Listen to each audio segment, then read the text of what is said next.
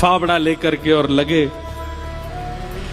जैसे करते निकालते फेंकते करते मिट्टी, तो वो एक गति जैसी बन गई थी। फावड़े चलने की आवाज, मिट्टी भरने की आवाज, फिर उसको दूर फेंक, उसकी जो वो धुन बन गई थी, उसमें इतना उनको सुख मिलने लगा था कि वो राम राम जपते हुए ये करते थे।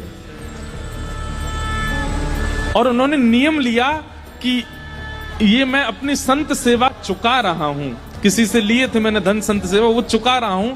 मैं नियम रखूंगा कि मैं इस पूरे क्रियाकलाप में संसारी बात नहीं करूंगा, केवल राम राम बोलूंगा। कुआं खोदते जा रहे हैं। 2-3 दिन बाद पत्नी को लगा ये कहां जाते हैं, सुबह के जाते हैं, रात तक आते हैं। पत्नी भी आ गई, संत सेवा करके आती थी। उसको कहते थे कि अब गहरा हो गया है, तुम मिट्टी में भर के दिया करूंगा, तुम फेंक दिया करना, और सुनो कोई संसारी अपवाद विवाद नहीं, केवल राम राम बोलना।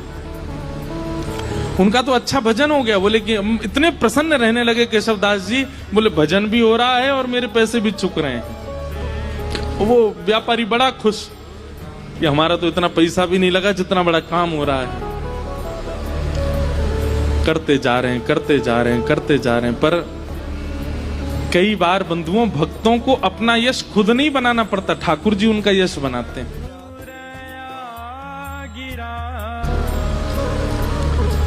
और कई बार यश दिलाने से पहले ठाकुर जी बहुत तगड़ी ठोकर देते हैं।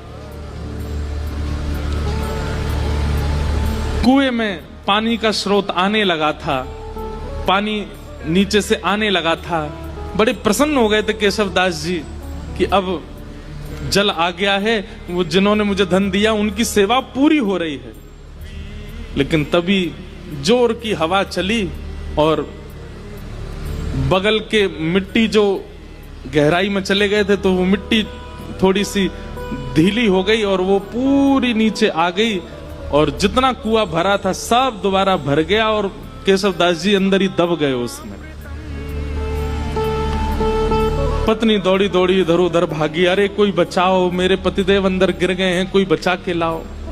कोई धनवान मानी व्यक्ति होता तो लोग प्रयास भी करते, अब केशवदास जी बेचारे सामान्य व्यक्ति, किसी ने मदद नहीं की। सब सोचने लगे कितना गहरा, तुम्हारे पति को 1 महीना लगा इतना अंदर जाने में, हम इतने भीतर तक मिट्टी कैसे निकालेंगे बाहर।